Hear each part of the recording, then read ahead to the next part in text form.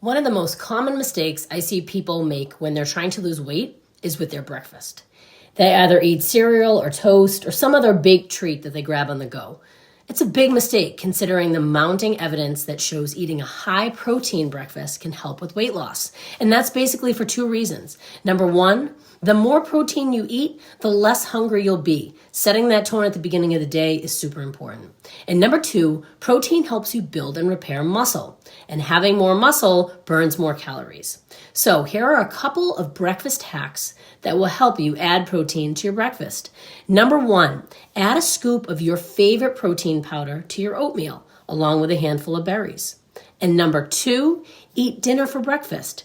Grab the leftovers and throw a serving of chicken breast, steak, or ground beef to your morning eggs, and voila, you've just tripled your protein intake for the morning. Oh, and be sure to click the links in our bio for our protein recipe guide and our favorite protein powder.